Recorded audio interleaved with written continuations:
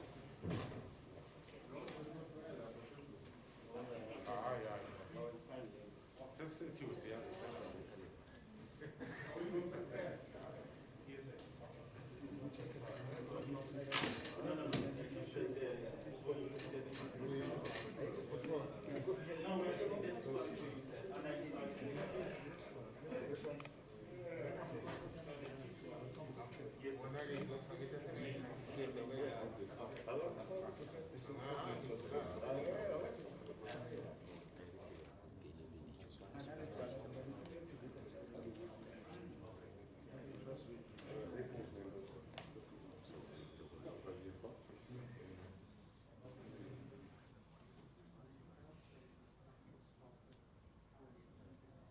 good morning.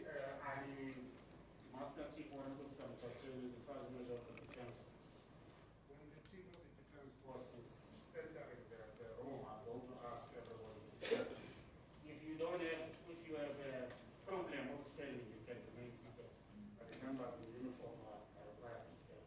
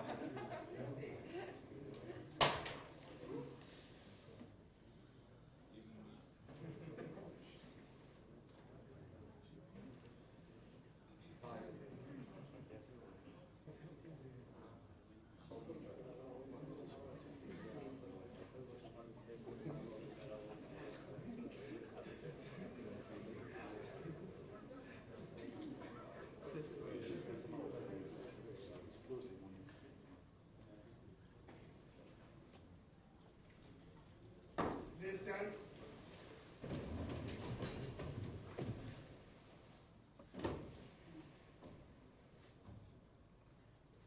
Take your seats, please. Thank you very much.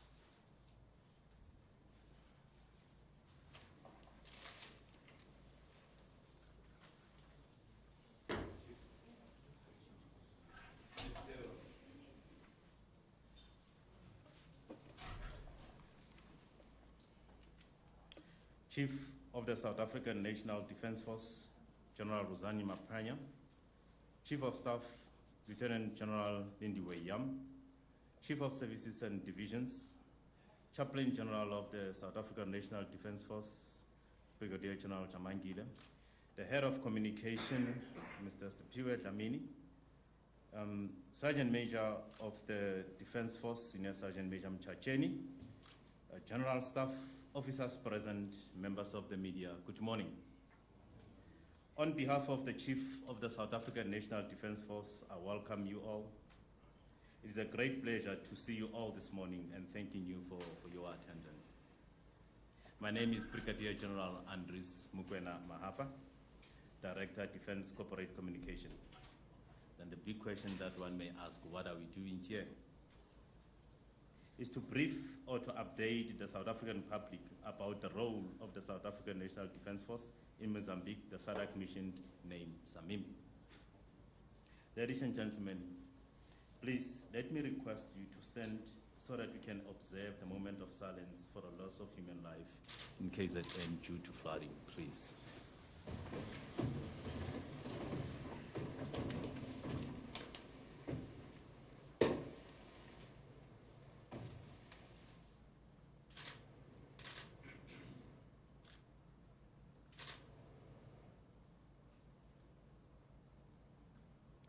Thank you. We may be seated. And we continue to pray that the mop-up operation in KZN becomes successful. I will now request the Chaplain General of the South African National Defence Force to open the session the correct way. Chaplain, sir. Chief South African National Defence Force permission to conduct the short devotion, sir. Please carry on. Thank you, sir. Off caps.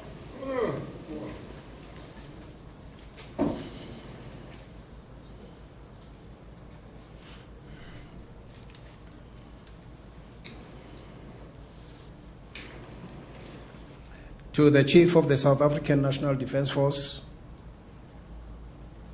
the Chief of Staff, South African National Defence Force, our service chiefs and divisional chiefs, the Head of Communication, the Defence Sergeant Major, members of the media. Allow me to greet you all this morning at this press conference and say good morning to everybody. Good morning to everybody. Thank you. Let me respect and acknowledge all expressions of faith that are under this roof. We read with confidence and adoration the following scripture lesson. I heard the voice of the Lord saying, whom shall I send? Who will go for us? Then I said, here am I. Send me. Send me. Let us bow our heads and pray. Gracious Lord,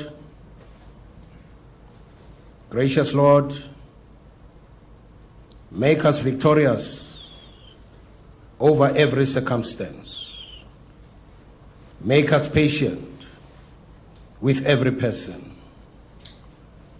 Give us joy which no circumstance or no person will ever take from us. We yearn to decrease that you may increase as we serve our country. We thank you for each and every gift that you have been given, and that we might use them to serve well for the common good of our country and her people.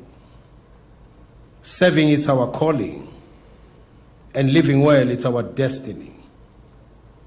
We thank you, O God, for the privilege to be found worthy to serve. We thank you, O God, for the power of your love in our hearts that will not let us hold back in our service to our nation, especially to those whose plight needs to be changed for the better. Hear our prayer, O Lord, and equip us for this service. Help us to serve well by pouring our lives as an offering and sacrifice. Help us to serve well, knowing that every detail of our lives is under your scrutiny. We ask all this in your mighty name, and may all the people of God say amen.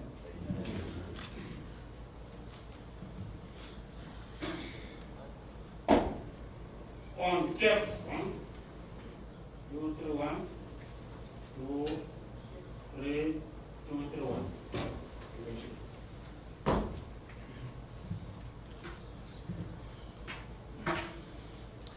Thank you, Chaplain General. I think now we are ready to go. Now, going back to the business of the day, allow me to introduce my panel so that when it's time for question and answers, you know who to direct your questions to. May I also request then when you have to ask the question, please stand. We have the mic about you so that they can capture the sound. I'll start with the Chief of the South African National Defence Force, General Mapshanya. Thank you, sir.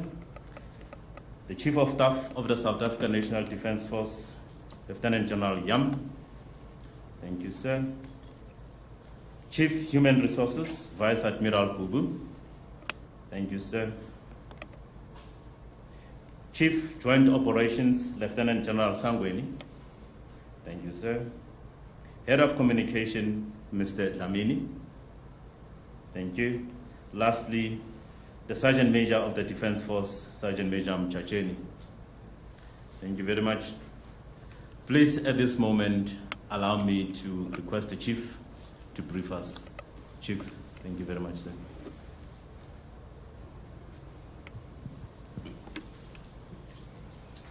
I'm debating whether I should take it off or I should brief you with the mask on. When I came in, I deliberately looked around and saw that everybody's putting on a mask. And I decided that, okay, fine, then I will leave mine. So, to the Chief of the Staff of the South African National Defence Force and the entire Military Command Council, generals, admirals, officers, and sergeant major of the Defence Force, and all sergeant majors and non-commissioned officers and fellow soldiers, our esteemed friends from the Fourth Estate, colleagues, ladies and gentlemen. When I came in, I looked around and I saw a rigger on my right, and when she waved, it reminded me of what people were saying. They said, why you and Erika? I said, is she your girlfriend? Then when I came in, I said, oh, my girlfriend is there, I must behave. So, to all members of the media, welcome. Allow me to also show appreciation to the program director as well as facilitators of this important platform.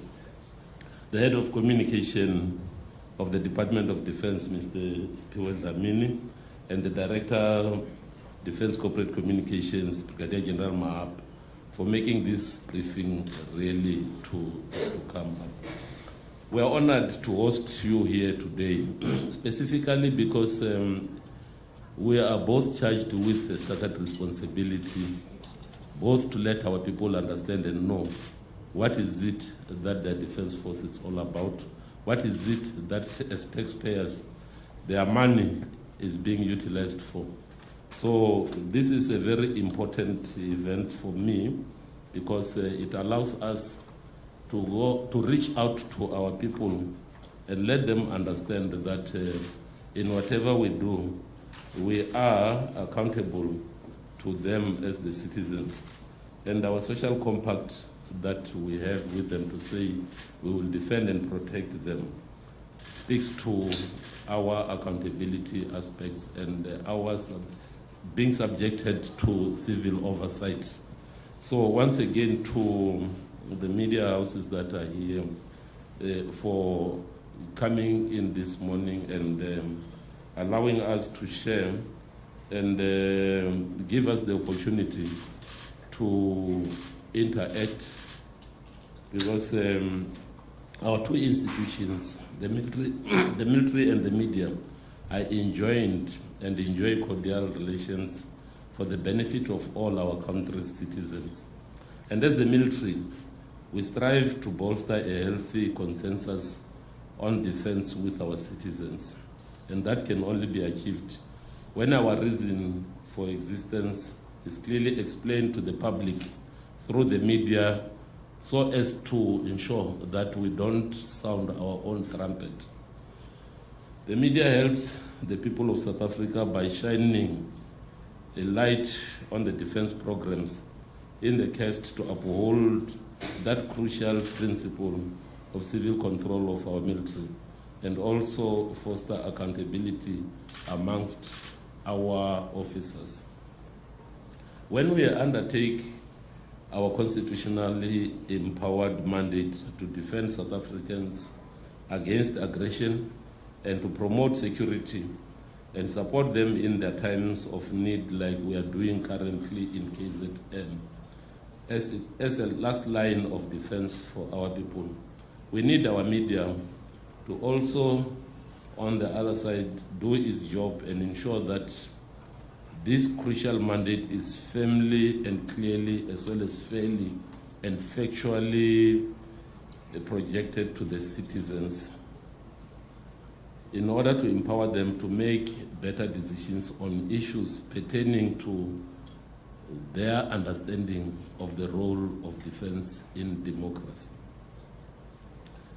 As the military, we value you and know your worth and commend you for having worked with us at the height of COVID, when no any other person actually understood what is it that is required. The media was always on our side in trying to ensure compliance in terms of the regulations.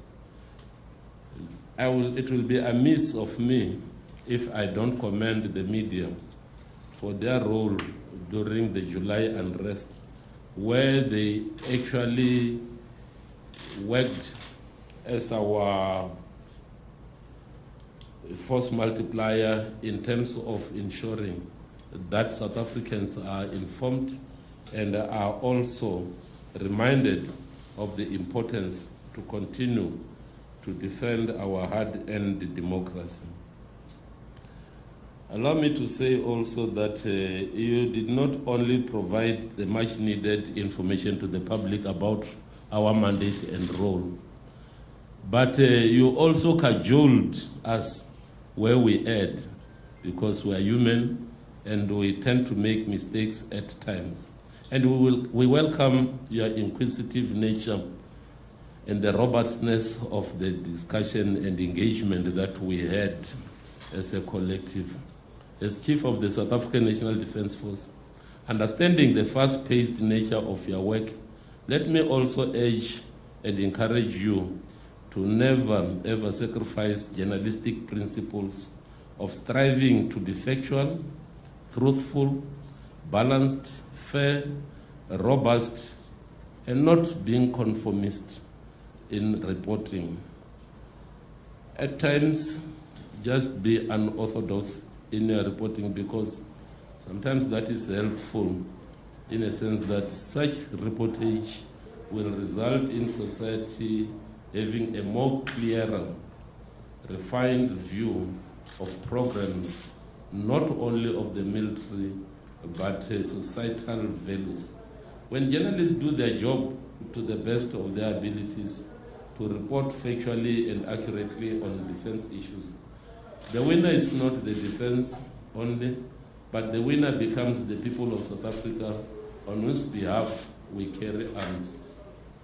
Colleagues from the media, the Military Command Council now has the opportunity to update you on the status of the South African National Defence Force in Mozambique. As Chief of the National Defence Force, I am glad that we are finally addressing you on Operation Vikela, which is the code name for the operation that we are currently conducting in Mozambique, and our contribution to the Southern African Development Community mission in Mozambique, which is dubbed SAMIM, following an extended period of time when it was not quite practical to take this route. The situation in Mozambique was discussed in various seminars and summits of SADC head of states, and finally the SADC head of state summit that took place in South Africa, which was followed by the extraordinary summit of the head of states and government of SADC held in Maputo, the Republic of Mozambique, on the 23rd of June 2021. The summit gave birth to the mandate for SADC standby force to be deployed in support of Mozambique to combat terrorism and acts of violent extremism, mostly carried out by Al-Sunnah wa Jama'ah and their affiliates in Cabo Delgado region. SAMIM is staffed by troops from 8 troop contributing countries, with ourselves, Republic of South Africa, Angola, Botswana, Democratic Republic of Congo, Lesotho, Malawi, United Republic of Tanzania, and Zambia, working in collaboration with the Forças Armadas de Defensa do Mozambique, FADM. Currently, as an agreement between Rwanda and Mozambique, the Rwandan troops are also in the area of operation under the invitation of the host country. This is a bilateral arrangement between Mozambique and Rwanda. The mandate of SAMIM extends to neutralizing terrorist threat and restoring security in Cabo Delgado and surrounding areas, and strengthening and maintaining peace and restoring law and order in affected areas. SAMIM also seeks to create a safe environment for collaborating humanitarian agencies to provide relief to communities affected by terrorist activities, including internally displaced persons. Since the start of this deployment in support of the host country's military forces, SAMIM forces conducted several major operations, and of late, starting in October 2021, there was an operation that was codenamed Buffalo. That is a combined operation that involved SAMIM, the Rwandese, as well as the forces for the defense of Mozambique. And this operation was concluded in January 2022. These operations led to a capture and destruction of several Al-Sunnah wa Jama'ah terrorist bases in the area east of Chai settlement and the river Misalo in Migomia district in Cabo Delgado province. During these operations, 31 terrorists were killed, while 16 women, 8 children, and 2 elderly males believed to have been abducted by terrorists were rescued. The victims are currently under the care of national authorities. Furthermore, SAMIM forces confiscated weapons that include the RPG-7s, launchers, PKM machine guns, and 48 AK-47s, rifles, as well as grenades. Other equipment confiscated include vehicles, motorbikes, cell phones, and technological devices. During this Operation Buffalo, SAMIM forces met strong resistance from the terrorists, but were able to inflict fatal casualties and disrupt Al-Sunnah activities, as well as continue to dominate and pursue the terrorists in the operational area. Our forces continue to inflict massive losses to the terrorists as we speak. Whilst we are fighting, we are human. We also suffer casualties. I want to say to the people of South Africa that the heroic efforts by SAMIM, so one of our heroes in the name of Corporal Tibuho Hatebe, killed in action, whilst a number of FADAM's soldiers also suffered casualties. The injured members are currently recuperating and they're on their way to full recovery. On the 28th of December 2021 to the 5th of January 2022, the force commander, who is a South African Army General, Major General Xolani Mankai, visited troops on the front line and on debriefing mission. I happened to have listened to his presentation when I visited Cabo Delgado and visited the units that are deployed in all fronts. Major General Mankai commended the South African contingent and particularly the elements of the rapid deployment contingent for their gallantry in being able to disrupt the efforts of the terrorists. He urged them to continue exhibiting military professionalism and courage as they assist the government of Mozambique in fighting terrorism and violent extremism. This is the message that I have also conveyed when I visited all troops that are deployed in various areas, not only South Africans, but when I spoke to the Malawans, when I spoke to the Tanzanians, when I spoke to the Botswana as well as South Africans, I conveyed the same message, and the spirit was high. Their morale was high. SAMIM forces are well received by locals in the area and have embarked on limited humanitarian relief efforts as well as civil-military cooperation in Mozambique to try and support the people that are in need and leverage support for our operations there. Because when you have engagement with the local people, they themselves understand that the presence of SAMIM is for their defense and protection. We have donated Christmas hampers to an entity known as Save Our Souls Children's Village in Pemba, whilst the part of the contingent in Mueda district also donated equipment and supply to Mueda Rural Hospital. We are also accepting members of the community in our health facilities to assist them when they are in dire need. We are making strides in our effort to win the hearts and minds of these locals in Mozambique because we are there purely for their interest.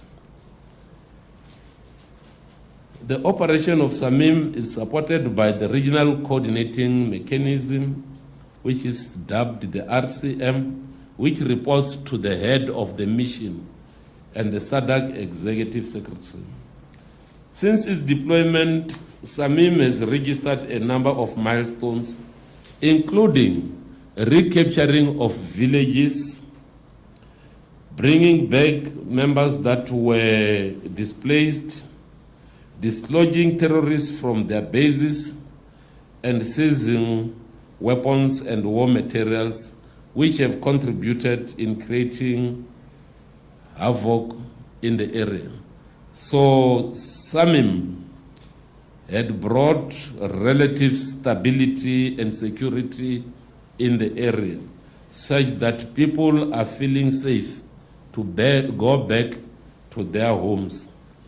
Additionally, members of the community have also expressed their confidence that with the presence of SAMIM forces, they feel free and can go back to their day-to-day activities and have their normal lives.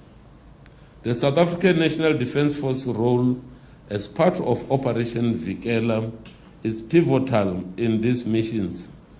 And with the recent arrival of the Combat Team Alpha as part of the advanced team in the mission area, the South African footprint just got bigger and stronger. In that way, making it easier for our people to be protected. During the Troika meeting held in South Africa on the 3rd of April 2022, the South African International Relations Minister, Minister Naledi Pandor, told her counterparts that the SADC mission had made good progress in repelling attacks over the past years, and therefore we will continue to be in solidarity with the people of Mozambique and ensure that the scourge of terrorism is taken out of that part of the country and the region. In so doing, we will also be contributing to the security of the region, because security is relative. If your neighbor is not safe, forget about your own safety. And therefore, the presence of our forces in Mozambique is serving also as a form of keeping the terrorists at bay and allowing South Africans to go on with their lives. I myself have been to the area of operation on numerous occasions, as I said, and I'm satisfied about the volume of work that our soldiers are putting in with other troop contributing nations. We shall restore stability in that part of Mozambique, bearing in mind the proximity with which the area of Mozambique and Cabo Delgado is to our domestic borders. Failure to collectively address the security situation in Mozambique can easily result in our country having to deal with grave security challenges of spillover of the terrorist actions. Colleagues from the media, the Military Command Council, the Military Command Council is here to answer to any issue that you might have on this mission in Mozambique. I thank you.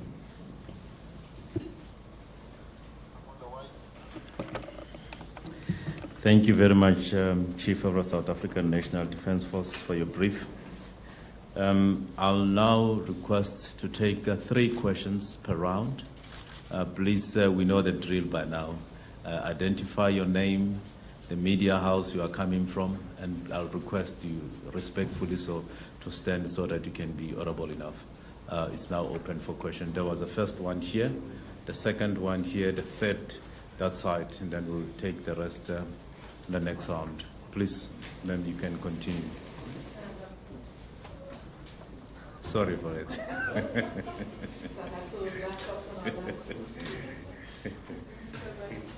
My name is Karim Sisi. I'm a freelance journalist.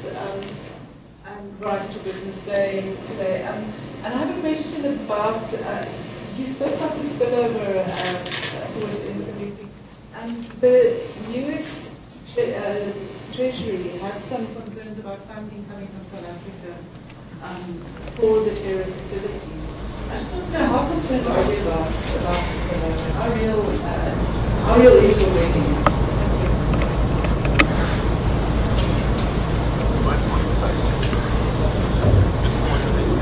So, next one. Yeah, the third one is there. General, in regards to the South African troops that are in Mozambique, how many do we have there? How many are still going to be deployed, and when will the deployment be finished by? Can we have the third one? Hi, good morning, General and the team. It's Khalid Ahmad here from CBC News. I just want to hear about the plan now for reconstruction, General? What's going to be the role of SANDF? And of course, just Samin at large as well. But also, just in terms of the clarity now, because I see that there are reports around the de-escalation, where now Samin's role is going to move from level 6 to level 5. If you may just simplify for us on that score. And maybe just a quick one, General, something slightly different. The current floods in KwaZulu-Natal, what's going to be the role of SANDF in terms of the revival of the infrastructure and perhaps providing additional assistance? Thank you. Thank you very much. I'll now respectfully request the panel to respond to those first 3 questions, and we'll go to the next one. Thank you, sir. Thank you. I will take lead in responding to the first question, and then the second question by Trevor. I will let CJ also respond to it. I don't like to be like a monopoly of knowledge. So CJ also will respond to the 2 issues in Mozambique. And then I will also try and touch on the question by Alicia. But let me start with Karen's question in that the U.S. Treasury is concerned about the funding from RSA and whether we take the question of the spill over more seriously.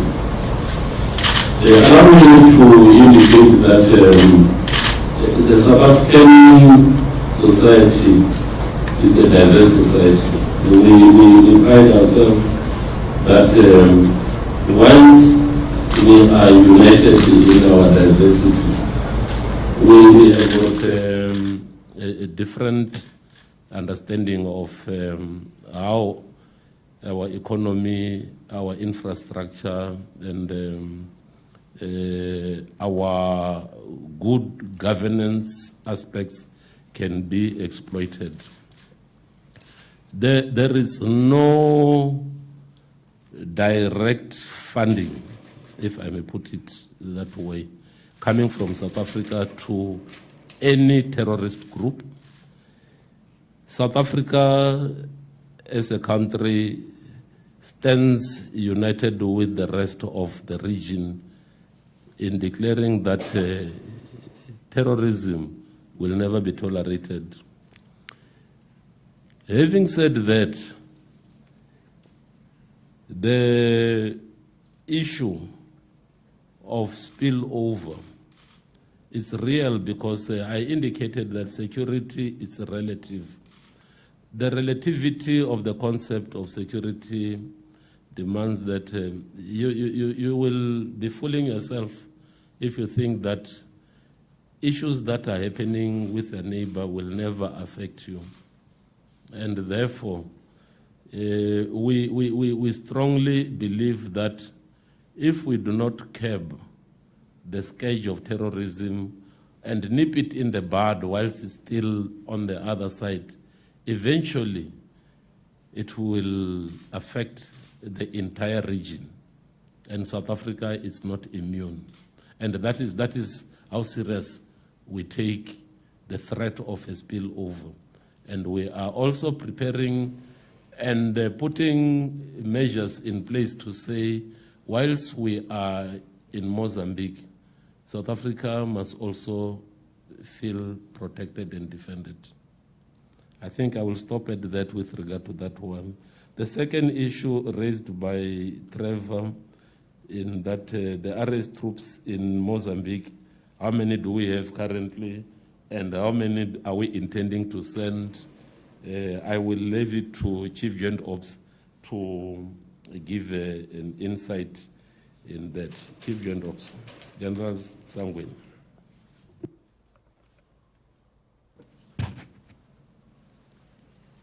Thank you, General. In respect of the number of SANDF soldiers that are on the ground in Mozambique under SAMIM. Currently, we have more than 500 soldiers on the ground. But your question went further as when others are going to deploy and when will be the deployment finished. We have 1,495 approved by the Commander-in-Chief as well as the Parliament of South Africa for the SANDF to deploy and utilize when necessary as the situation unfolds or dictates in the mission area or deployment area. I think that's is covering that one. There was a question from Kayalitu, clarity in respect of de-escalation to scenario 5. Well, de-escalation is just a term that is used in this situation, but a more appropriate terminology will be transitioning. As SADC, we are, for SADC missions, we apply the African Union scenario-based framework in terms of peace support operations, which then is scenario 6, 5, right down.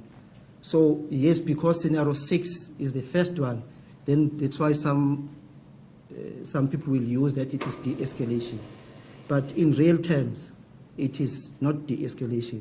Scenario 6 was more in the interventionist approach with small elements for a very limited period of time to go and address the situation aggressively and make the insurgents, or let me rather use the word insurgents and or terrorists, to degrade their combat capabilities, and then they stand back a bit, and then after those conditions are in place, then we transition to scenario 5. Scenario 5 is more on the traditional peacekeeping approach. Scenario 5 does not presuppose that it is less effort. It actually requires more personnel on the ground, more boots on the ground, other than scenario 6. So yes, SADC has taken a conscious decision that we escalate from, we transition from scenario 6 to scenario 5, because scenario 6 did quite very well, incredible successes. That's why currently there is less activities of the terrorists in northern Mozambique, and now people started coming back to their places of residence. Now, traditional peacekeeping is still, there will be military presence where we'll now dominate the ground. But as I believe you are aware of the communique of the summit of yesterday, it is scenario 5 with a robust mandate, meaning we still retain the offensive authority to attack and destroy where necessary. But scenario 5 allows that traditional peacekeeping is not a military effort only. It includes the other lines of support as we use it in the military, or thematic areas where they will be deployed in the Mozambique mission area, civilian members dealing with politics and diplomacy, handling humanitarian issues, economic and social development, as well as police issues, as well as correctional services. That is much more comprehensive in the effort of SADC to assist and support Mozambique to fight against terrorism. It would have been not prudent if we carried on with only a military solution. So scenario 5 allows a much more comprehensive approach. Well, going out of Mozambique, Kalisha also asked our role in KZN with the disaster due to floods. That situation is currently handled by the provincial joints as part of the security cluster approach. And yes, we've been requested we are part of that provincial joints planning and preparation. We've been requested particularly to support and assist with air assets. Last night we started moving aircrafts. One this morning is on the ground in the Durban area of KZN. But basically the lead here, it is Cocta. Yesterday there were several meetings of the security cluster where till late in the evening where Cocta was presenting and plans, and we're quite well aware that the president will be on the ground today. Then the requirement or need for SANDF support might come through, but basically now the planning from the Prof Jones was air assets, which I can say one is on the ground. As the situation progress, maybe they will be able to provide more. If then there's none, we'll stand back. I believe, Chief, I've covered that one. Thank you. Thank you. Thank you, Chief Joint Ops. I just want to add that currently, as the South African National Defence Force, we have got operations that we are conducting. Some of the registered operations are at the contingency level. We have got Operation Chariot. Operation Chariot allows us to support the people of South Africa without prior seeking authorization. So that is why immediately when we were informed that we should form part of the provincial JOCOM, we immediately said, let the Air Force start planning, because there may be a requirement for us to lift whatever people or goods from affected areas. So we started planning, and currently the Air Force is busy providing the necessary air support. We will also, as part of the Prof JOC, start looking at providing some of our engineer capability to go and look at the extent of the damage that has been done, so as collaboratively with the other departments, we will also assist in restoring the infrastructure that had been destroyed.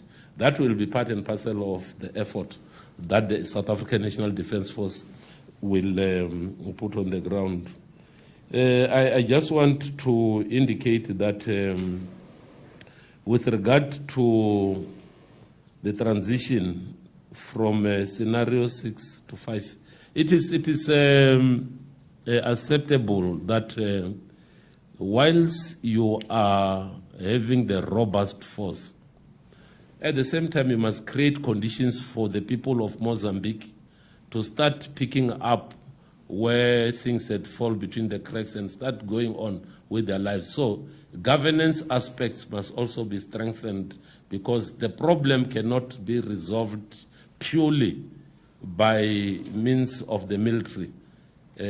Some of the problems that needs to be done is to get people to start the economic activities. It's to start to see people going back to school. It's to start building infrastructure. It's to start having hospitals that those who are returning back must be able to have a normal life. So this is a positive move to say, wait, whilst we are dislodging the terrorists from their bases, we also need to start thinking of rebuilding the lives of the Mozambicans that had been displaced. So that is the reason why the leadership of the region saw it fit that we should at least start thinking along those lines if we want to see a lasting peace in northern Mozambique. Thank you.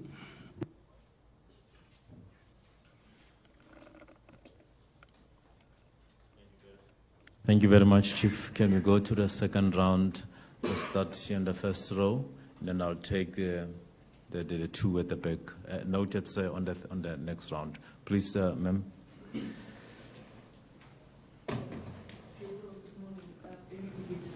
I'm also a freelancer. South Africa, although SANDF is currently deployed in the DRC, Mozambique, and so on. We all know about the restrictions of the budget, which are getting more and more severe. How is the Defence Force going to cope? Well, and then place again as well, because yesterday apparently there were no helicopters available. How is this constant requirement from the SANDF? Who's going to address the imbalance between the budget and what society and government is requiring from the SANDF? Because it's impossible to continue to help while more and more money is being taken away all the time. So, is there any plans to somehow just restore some sanity to and serviceability to, for instance, our helicopter fleet, which is pretty dilapidated? Thank you. Sir at the back. Thank you. My name is Governor Williams from ENCA. General, what is the status of Al-Suna Wal Jama'at's capacity at the moment? You mentioned taking over one of their bases or their bases. Are you reducing the number of terrorists in that region? Are you able to tell us anything about the sophistication of this group and where you believe, or whether you have been able to eliminate any of their leaders? Thank you. Thank you, Philip. Rebecca Campbell from Engineering News. So obviously I'm interested in technology. I just want one clarification and then a couple of questions. My hearing is not quite as good as some of the young people here, so I'd like confirmation on the number of South African troops approved for deployment in Mozambique. But on the technology side, are you making, to support your operations, are you making use of, or are you considering making use of satellite imagery via the South African National Space Agency's Earth Observations Division? Can you clarify the role of the South African Air Force in the mission? And given that the insurgents have engaged in nautical operations, is the South African Navy involved, or are you planning to deploy naval units, naval personnel to help deal with that problem? Thank you very much. I'll allow the chief in the panel to respond to your questions. Thank you, General Mapa, and to the members that raised the questions. Let me indicate that of the three questions, one from Erika, I will touch on the issue of the budget as well as the current challenges faced by the South African National Defence Force as in relation to the budget issues and serviceability of equipment. And then coming to the question by Gavin on the current status of Al-Suna, I will throw it to the panel, both to Chief Joint Ops and coming to the question, Chief Joint Ops and either the Chief of Staff, and then a question by Rebecca, which is quite interesting because technology now in the current situation, technology is the key word in all the wars. And the question that is asked, whether we are making use of satellite imagery that is provided to us, I will cautiously answer to that. And the role of the Air Force, we will touch on that, as well as the role of the Navy. Allow me to start off with the one of Erika in terms of our current deployment, that we are deployed both in DRC, Mozambique, and currently we are required to support the effort in KZN. Indeed, the South African National Defence Force is structured such that we must be able to conduct more than 3 operations at a go. The Joint Force employment requirements, they pitted us to plan along those lines. Currently, the assets that we have pledged in the DRC, we are managing to keep up with the requirements of the UN as per our pledge. In Mozambique, we have stuck to what we have pledged. The challenge that Erika is raising in terms of balancing between the expectations of South Africans to see the South African National Defence Force deployed in all these missions versus the current status of our capabilities, indeed, it's cause for concern in as far as the budget is concerned. I think we all are aware that the Commander-in-Chief in the State of the Nation address touched on this matter to say, currently with all expectations, the National Defence Force must be capacitated. And that is what the Commander-in-Chief had said, because the Commander-in-Chief had been briefed in terms of the status of his defense force. And part of it is the status of the Air Force. The Air Force is currently having the air assets. We are going to support KZN. We have already started bringing in the aircrafts to the area. The other aspect that we must understand also with regard to the question of disaster and the floods. The floods are not discriminatory. We were also affected in these floods, such that when the other areas adjacent to the Air Force base were flooded, the water didn't decide to spare us. The water also got into our areas.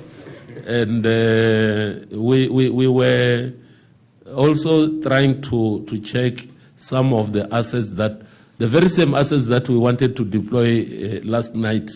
We couldn't, because we couldn't just take chances, because the avionics, if the avionics are affected, we will be putting both the lives of the pilots as well as the lives of those that we want to assist in danger. So we said, let us be cautious.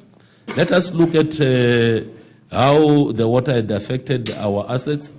But at the same time, we said we cannot just sit back. Let us get some of the platforms from the adjacent areas.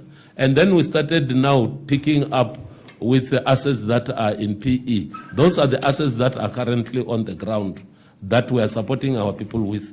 And we are also getting other assets from other Air Force bases around the country, so that, because this is now a national disaster, though it is not declared, but as the defense we say, we cannot let our people die even if it is not yet declared as a national disaster, but we need to plan towards assisting our people.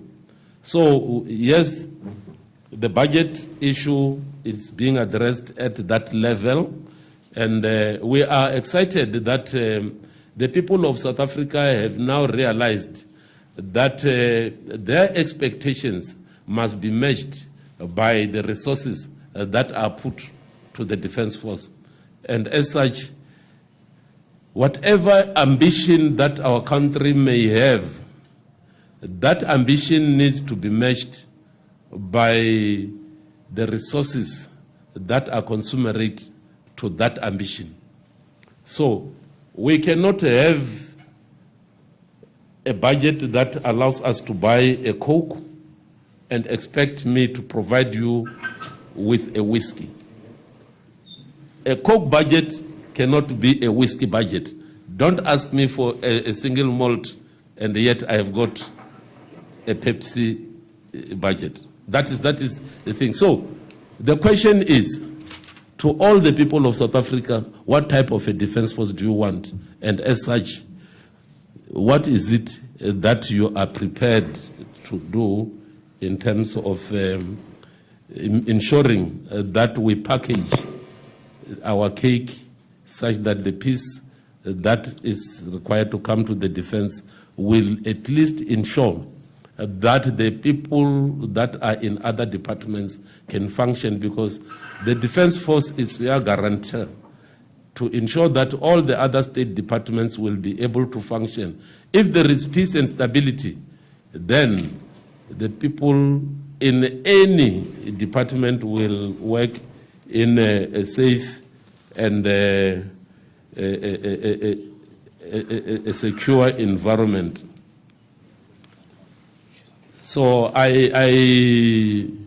will leave that first for the rest of the panel to deal with. I think I've touched on almost all the elements of the question that was raised by Erika. There is an issue raised by Gavin in terms of the status of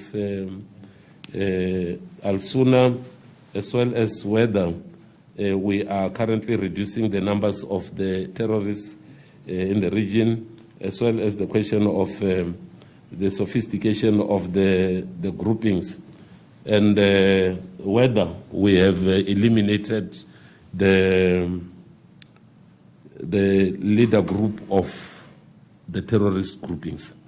I will let the first to take the floor to be the Hawk or CJ Ops. I see the Hawk nodding. So I say CJ Ops, and then I don't know if Chief of Staff, you will also need to have a bite. And then whilst they are responding to that, I will quickly go and address part of the emergencies in KZN, because we are having this in the middle of a crisis that the country is facing. So it's not out of disrespect that I will have to quickly go out and address to this matter. Chief John Dox. Thank you, General. Well, the Chief of the National Defence Force, Ms. Erika, has clarified that we were not spared with the floods, inclusive of the SAPS. Yesterday, the SAPS Air Wing also wanted to. They were also in the same situation that their hangars were flooded and they could not utilize their assets. The question of whether we know whether the Al-Sumawa Jama leader has been eliminated, I will say at this stage, no one in Samim or in Mozambique or in all the neighboring neighbor states can say with conviction whether the leader has been eliminated. I think we're quite well aware that in terms of terrorist approach and how they do things. They have small cells, small teams spread all over, and each cell and team has a leader. So if you do attend to one and eliminate, it does not necessarily mean that you have eliminated. They use the approach of radicalization of society. So then they have supporters. The Chief of the National Defence Force indicated that Operation Buffalo, which was in December till January, one of the main leaders was eliminated. But even before that, as from August, September and October, several operations, a number of leaders confirmed were eliminated. And number of bases, not one base, many bases were destroyed. And the chief just touched on the Operation Buffalo, where we combined with the Rwanda's Defense Force. So yes, we believe that its strength has been degraded a bit for now, and that's why they are less offensive from their side. The role of the South African, well, let me start with the number of personnel approved by the President and the Parliament of South Africa. It is 1,495, 1495. With in the elements of the SANDF that are deployed in Operation Vikela under SAMIM, we have the land elements, meaning the infantry and special forces units. We've got air capabilities. Now addressing the role of the Air Force, we have 4 aircrafts of the Air Force that are in SAMIM. I'm saying not in Operation Vikela, in SAMIM, meaning they are serving SAMIM and all the deployed members under SAMIM, not only South Africans. We also have Maritime Force elements. Yes, the naval element is on the ground. As far back as August, we had 2 OPVs deployed, and with the first mandate of 3 months, we had planned for that and they had to withdraw.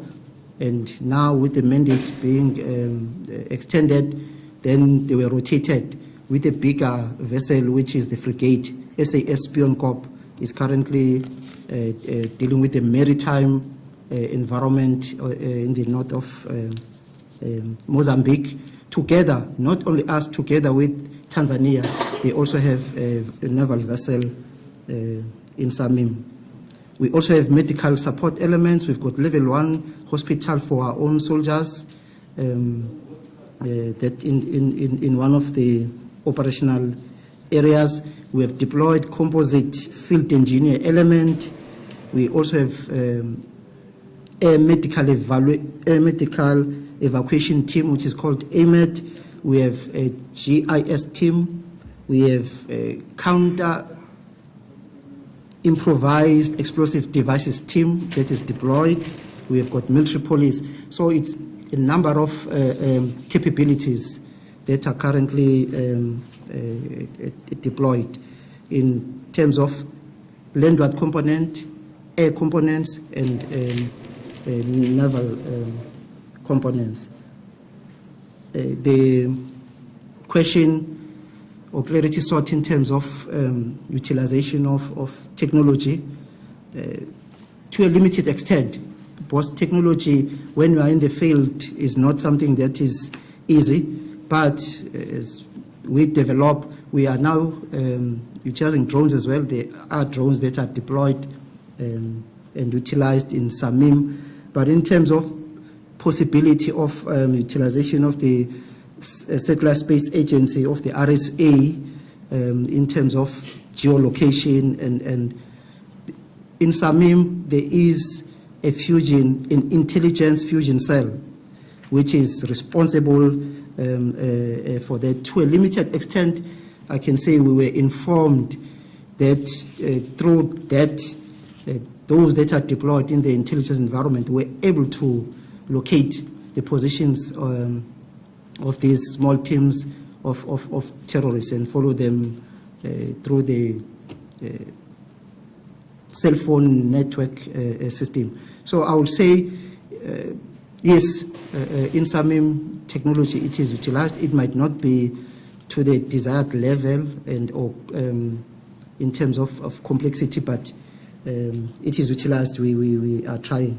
I believe in terms of the tactical and operational questions, I have covered all of them. Chief of Staff. I think Chief Joint Operations is elaborated on the particular question. I will say that there's been a dislocation of the leadership of the terrorist group there.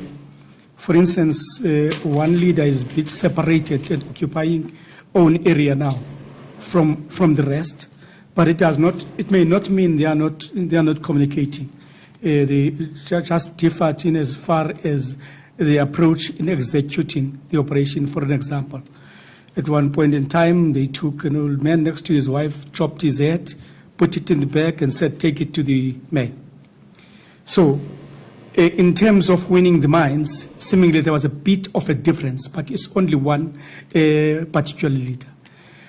We've been going for their skin where they least expect that there will be an incursion from us. So all in all, you are fighting them from their own terrain, which they have built. Remember, they've got a maritime capability of some speedboats they move with at the same time. Hence, the Chief of the Navy is emphasizing the fact that the Navy is of importance, but it is of importance as well with air capability, particularly the reconnaissance one or the patrol one in terms of the helicopter. Not at all times these capabilities will be involved. There are air capabilities that have been pledged, for instance, from Zambia, from Botswana, as well, all of that. So we can do better in that. The major thing will be also intelligence of needing to spot them. But when you spot them, you must be able to cover that distance on those jungles, because they are literally jungles, to be able to do the trooping, to cut their lines of movement and cooperation, in operation. So a lot has been done to dislodge them, and yes, it's beginning to take effect psychologically to some degree. Maybe that's why they are recruiting the children and taking them to the madrasas of even the age about 5 years of age. And that now is exactly what is going to give us problems if we don't stop it now. Because once you harden those, it's going to be difficult to do anything with them once they start being the age of 12 and all of that. Thank you, Chief. Thank you, Chief of Staff. I take it that the issue of the role of technology as well as the role of the Air Force had been covered. We do have a limited capability, and at the same time we are simply saying, as a SAMIM, this is a SADC mission, and it's not only purely South African, but South Africa is taking a lead. Remember, South Africa currently is the chair of the Organ Troika, and the Chief of the National Defence Force is the chair of the Chiefs of the Defence of the Organ Troika. And as such, we coordinate all this effort and we do it collectively. Let me leave it at that. We currently indeed have also part of our elements in the naval environment, and it is being supported by the rest of the SADC elements. So the facilitator, I think the three questions had been responded to. We can move on. Thank you very much, Chief. Can I now open for the next three questions? Just take note, colleagues, we are only having plus minus 30 minutes left before we come to a close of this session. There's one here, the second one, and the third one, noted, ma'am. Please, can you continue, sir? Thank you. My name is Piers Pigu. I work for an independent publication called Cabo Ligado, which provides a weekly and monthly review of the situation in Cabo Delgado. I've got lots of questions, but I'll try and keep to just a few of them. With respect to the air asset issue that has been referred to already, could you make a specific comment about the potential import of helicopter gunships in the current operational field, given what the Chief of Staff has said about the need to be able to rapidly respond and deploy? To what extent is that a major handicap, given the terrain you're operating in, particularly in the context of the rains? I'd like to ask what your opinion is, General Makwanya, about the establishment perhaps of dialogue and defection corridors and the potential of that for insurgents. This goes to the issue of how many insurgents may be actively in the field. We saw reported SADC or SAMIN was estimating, interestingly, only in November, only 300 insurgents active in the field. I don't know whether that was simply in the SANDF area or whether that was a total estimation from SAMIN at the time, which raised a number of questions about where have the rest of them gone, given the claims on the numbers killed in action and captured. And the concern about infiltration back into communities themselves, or indeed back into more remote areas where they may play a waiting game, so to speak. Time is on their side. So I'm curious about your thinking in the shift from scenario 6 to scenario 5, about the prospects and the investment potential of looking at reaching out to communities with that possibility of looking at defection corridors we've seen with other extremist situations elsewhere. And lastly, a question about captured insurgents. What's happened to them? And do you see that they should be processed through the criminal justice system?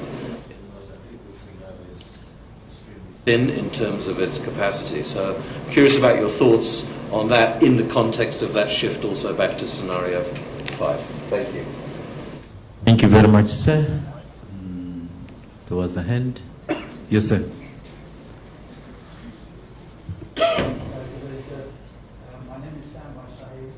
Excuse me, may you repeat your name again, please? Yes, it's Pigu, P-I-G-O-U. It's the surname, P-I-G-O-U.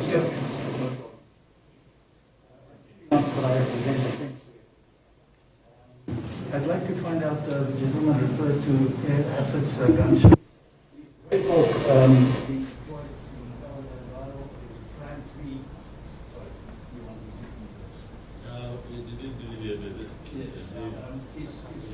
are planned to take to cover the... I'm sorry, sir. Your name first, please. Okay. And also we have reports of armored vehicles being deployed. Can that be confirmed? And then my last question is, who is paying for our contribution to SAM? Will we be getting funds from SADC or the South African pay for itself? Thank you very much. Sir?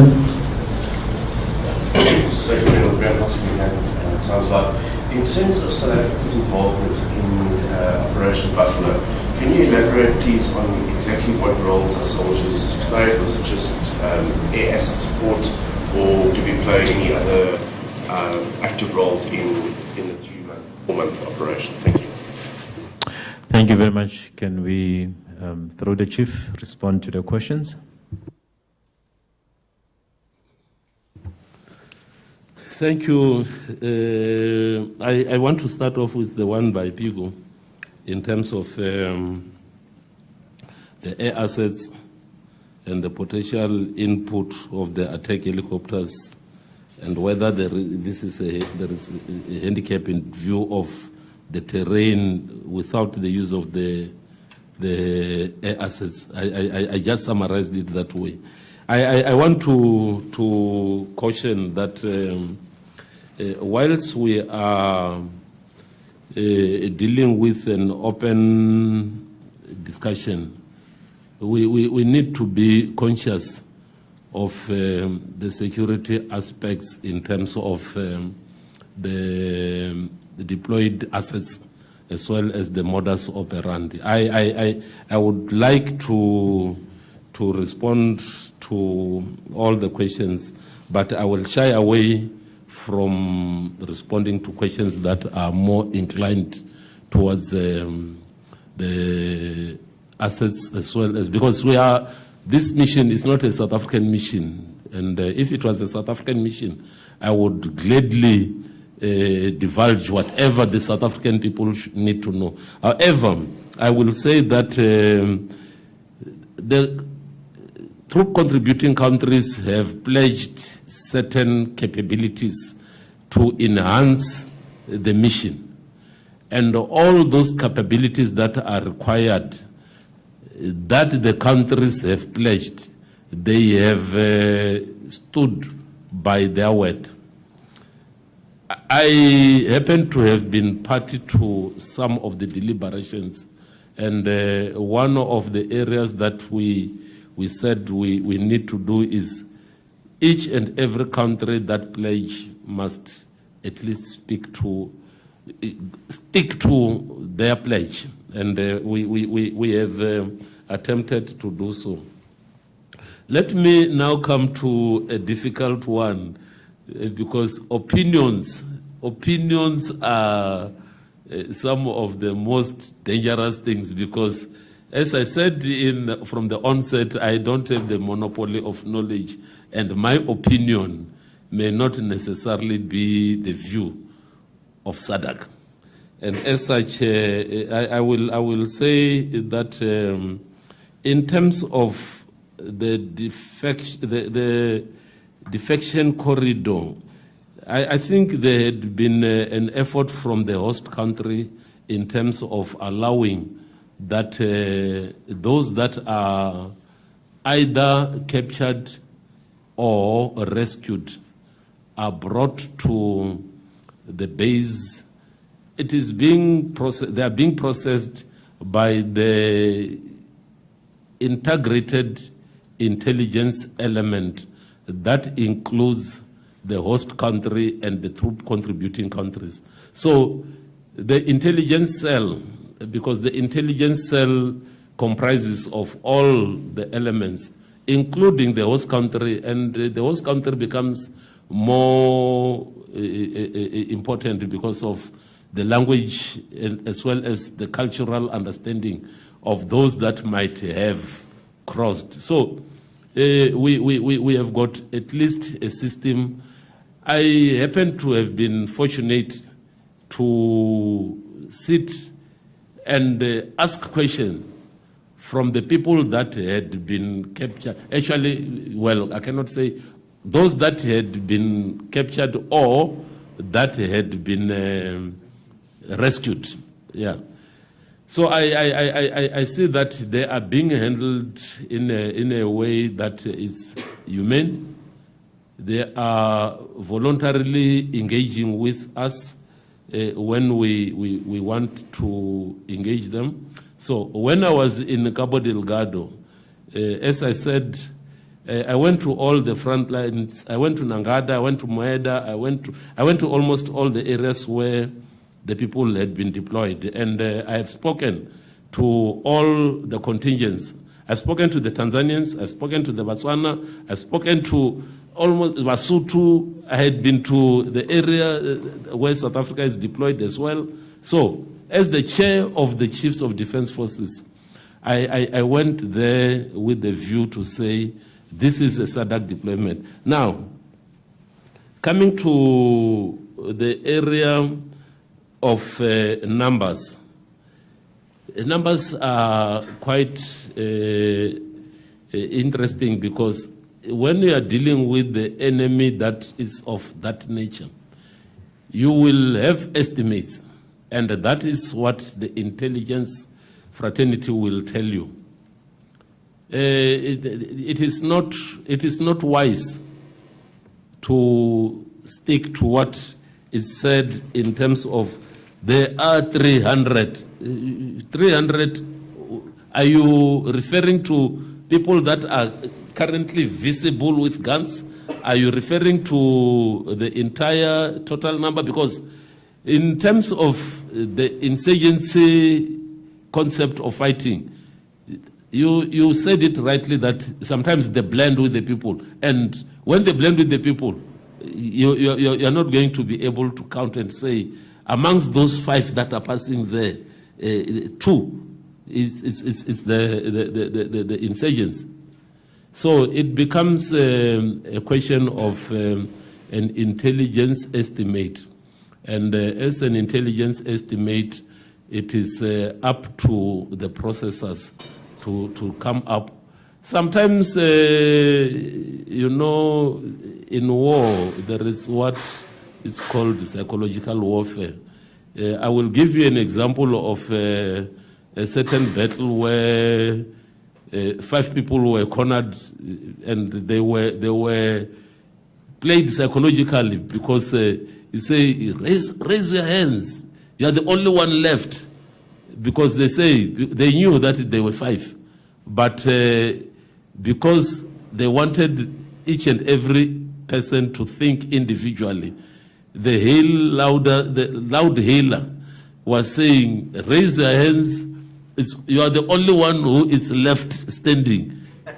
So, but because they were in close proximity and they could hear the fire, they didn't. They continued firing until when those who were claiming to say he is the only one left, then they retreated and they regrouped and they escaped.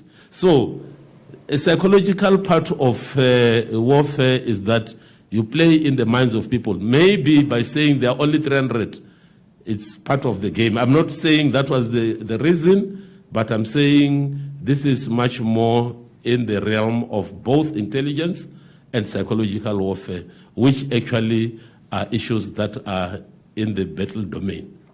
I will leave that one. I told you I'm not going to answer you directly because I am not going to give my opinion as though it's the opinion of SADC. And again, operational matters needs to be guarded because of operational security. The next issue was by Sam. Sam was asking in terms of the air assets and directly again touching on the operational capability.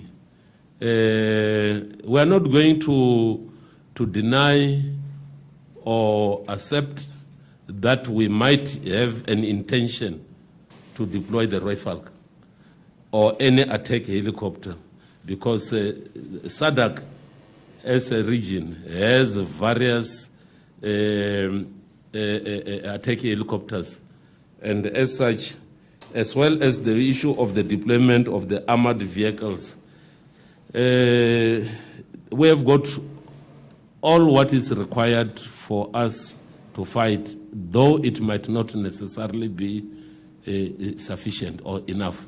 But yes, it is not far-fetched to say that during some of the skirmishes, some of the armored personnel carriers, one of the armored personnel carrier from one of our troop contributing countries got hit, and as such, it means therefore, it answers to the question whether there are armored personnel carriers in the area.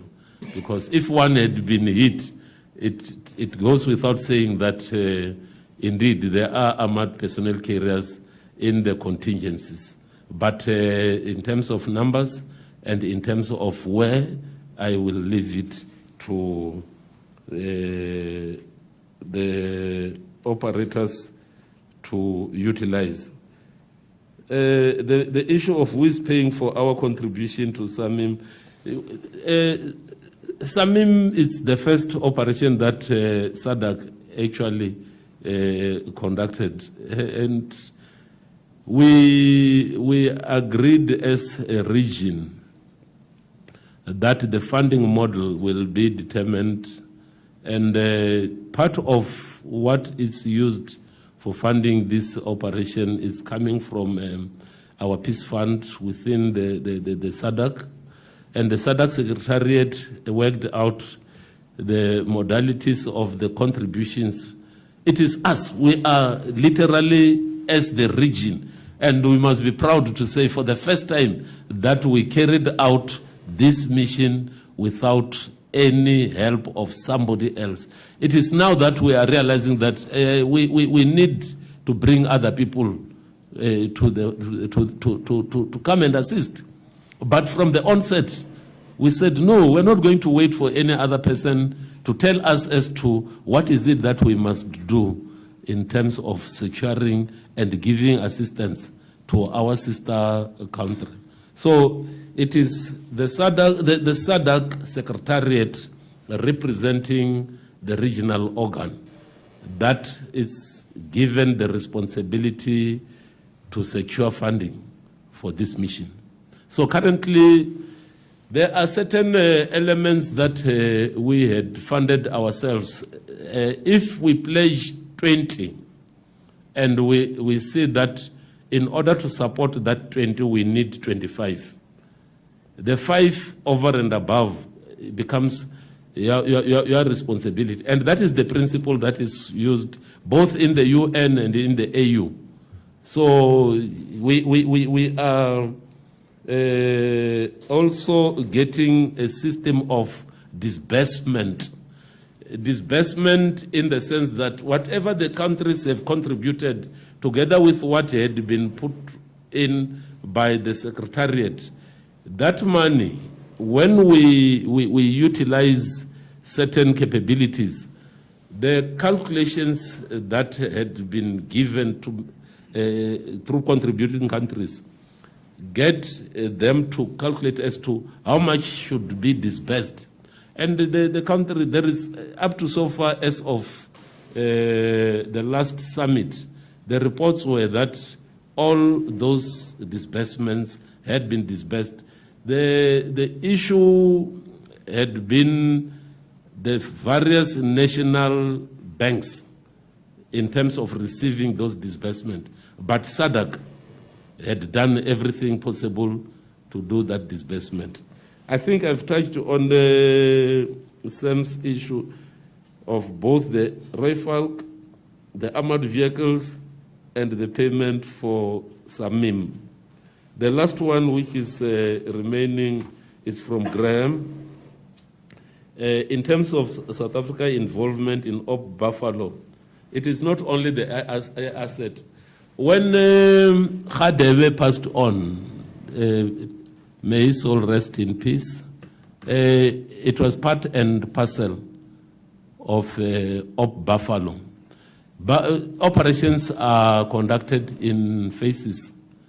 I will leave it at that ours was not only the provision of air asset, but we are doing this collectively. And I would like to add that there is also synergy between SAMIM, FADAM, and the Rwandese that are deployed on the ground. So when I went to Cabo Delgado, I went to Misumbo de Praia and had a discussion with the commander of the Rwandese contingent in Cabo Delgado. We worked out a mechanism to say, we are all here for a sole purpose, to support the people of Mozambique and rid this area of the scourge of terrorism. And therefore, we don't have opposing interests. That is what we agreed on, to say, hey, we need to plan together, because you cannot be complacent and think that in your small corner of your deployment area, you will be safe unless if collaboratively we share both in terms of intelligence to say, in my area of interest, this is what is happening. And They will not play you such that they move from your area without the other adjacent areas knowing. So in battle, it is easier when you share and the adjacent units understands what is happening in the other area. So Buffalo had been an integrated operation that involved all the forces that are on the ground, and we have achieved successes, as I had reported earlier. I don't know, I have taken too much space because I wanted to save time, but I think if there is any other addition, both the members of the panel can come up with the inputs. Chief Joint Ops. Chief Joint Ops, if Chief Joint Ops is happy, then it means indeed they were all answered. General Mahapa. Thank you very much, Chief. Can we take the last three, please, so that we can come to a closure? Please, ma'am. Yes, Erika. General, I'm not sure if you want to be diplomatic about it. Has there been any serious threats, or the threat is not, has there been any fallout between any of the countries? That some of the countries, troop contributing countries, for whatever reason, on a leadership level, a political level, whatever, might have threatened to decommit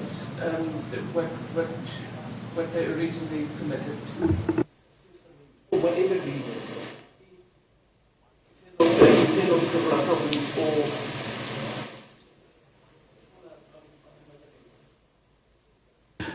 Thank you. Is there any other question?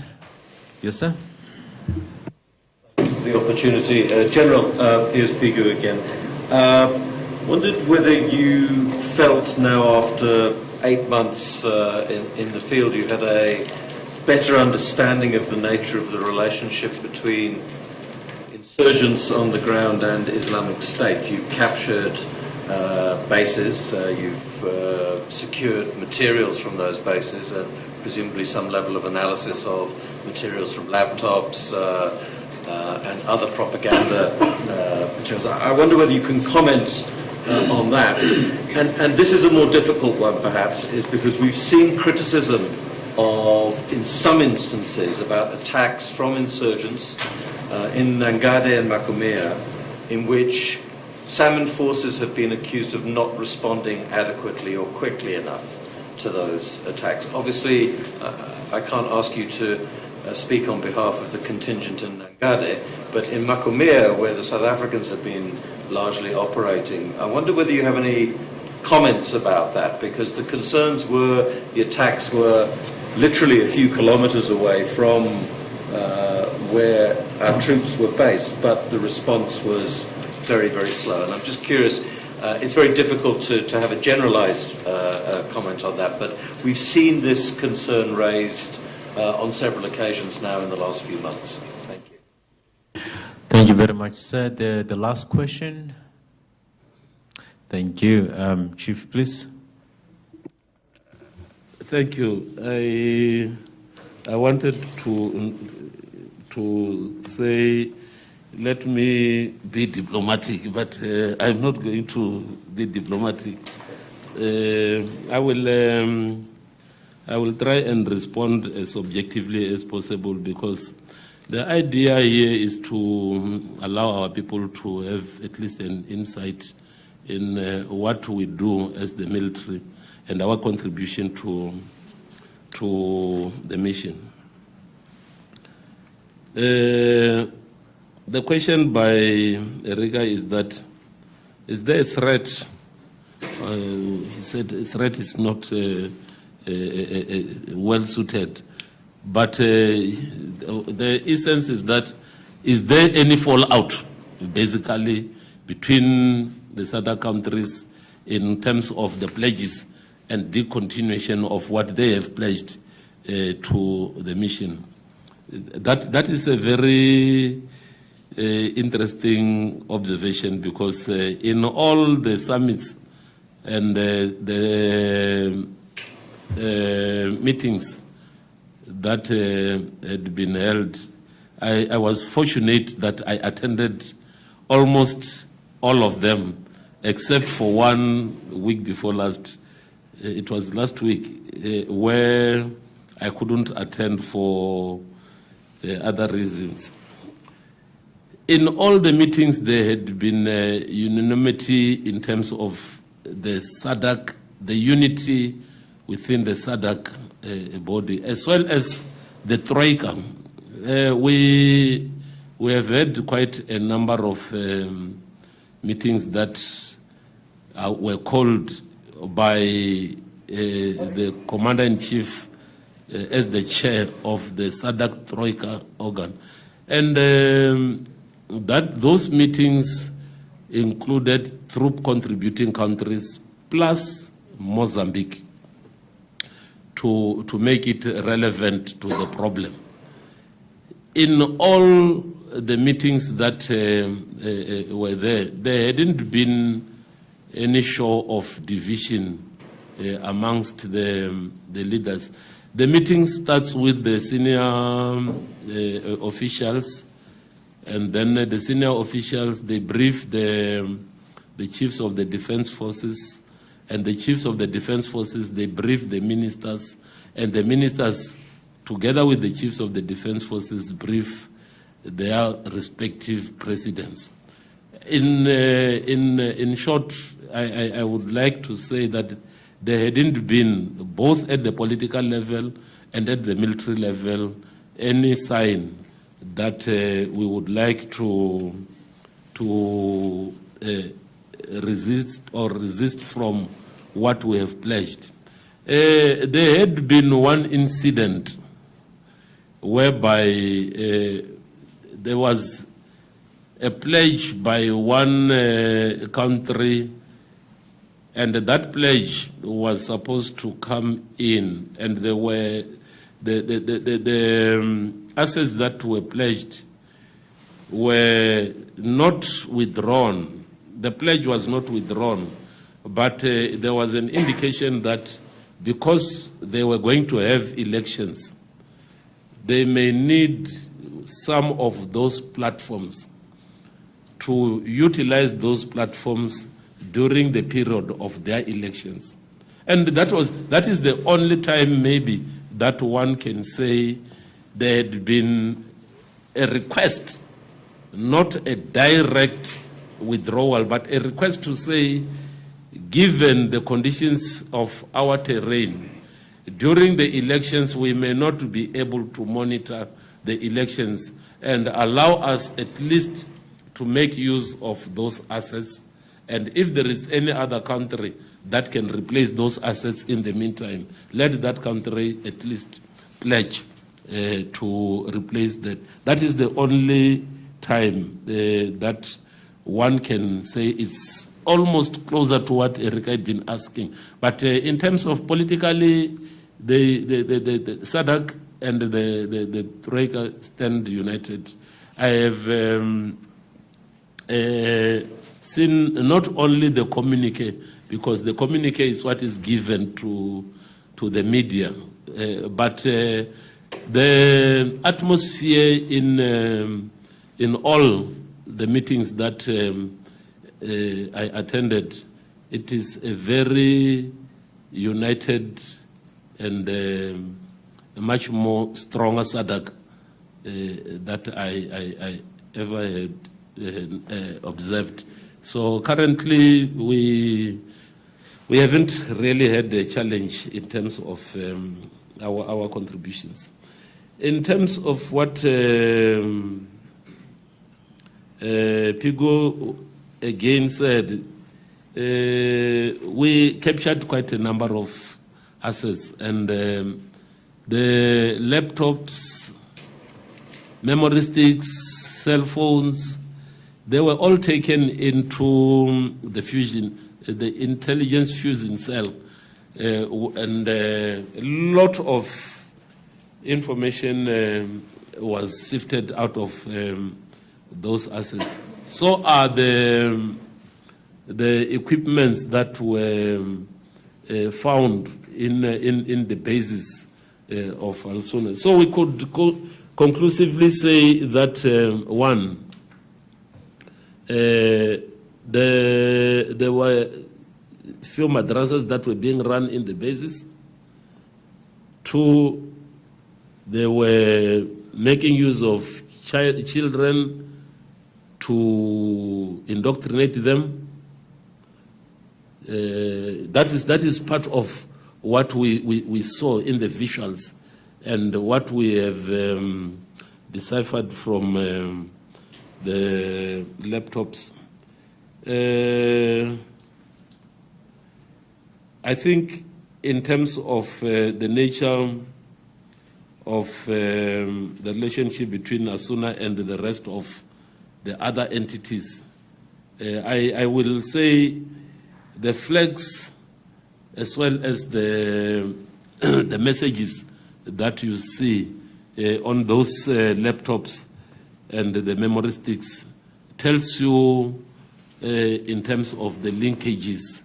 I am not going to pinpoint any specific area or country, but there are linkages that we derived out of the material that we captured. Yes, there is an issue that is raised in terms of the slow response. I said earlier that when I went to Mzimboa prior to meet up with the commander of the Rwandese Defense Force, I emphasize the need to be responsive to the challenges that we all are facing. And one of the areas that I emphasized on was we need to have a planning session together. We need to have regular meetings so that if they are conducting an operation, it must not be a surprise for the elements that are adjacent to their area of responsibility. Because immediately you attack, the likelihood is that under fire they will move out of the sector and get into the other sector that belongs to the other region. The country, or rather Cabo Delgado, had been divided into several areas of responsibility, as you mentioned. So part of what you are raising are part of the results of that lack of coordination, because when that coordination was there, and that is the thing of the past, because currently when Rwanda is conducting an operation, they will also plan it in conjunction with both FADAM as well as the SAMIM component. So avoiding that element of the enemy or insurgents moving to the other area without the commander in that area knowing. The response, I may not say, because slow is a relative term. You can be 5 minutes there, but people are dead, and by so saying, it means you were slow because you responded when people have died. You remember in every operation there are things that we call deployment drills. It's not like a fire brigade whereby you will find that fire, fire, fire, then everybody scramble and get into the truck. There are specific drills that must be conducted to say, this is, even if we are not going to do an appreciation, this is where it is reported that there is a problem. Now, what is the nature of the problem? And maybe 5 minutes, but that's why I'm saying, that is more subjective when we say it's slow, because it's a relative. I'll leave it at that, because I won't go beyond that in terms of that. And I don't know if there is anything more that we would like to add in terms of what people are saying. Yes, people want to see speedy response, and that is what we give within the deployment drills. Orders. up to execution. Thank you.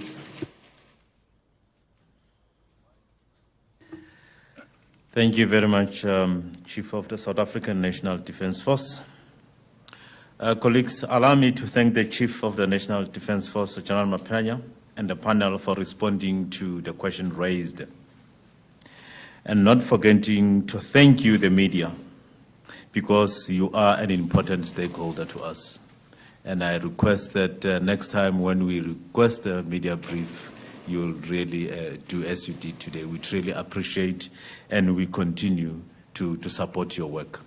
Now, allow me to invite the media for a light lunch while the Chief and the panel will withdraw. The colonel standing there at the door will lead you to the area where you're going to join the Chief for a light refreshment. Thank you very much. May the Chief and the panel withdraw, please. Before I withdraw, may I request that the media allow us to inform them constantly of what we do, and may Hawk and DCC make it a point that the media must not come and hunt for us. Rather, let us hunt for them and tell them what is happening in their defense force. Thank you. Noted, sir. It shall be done.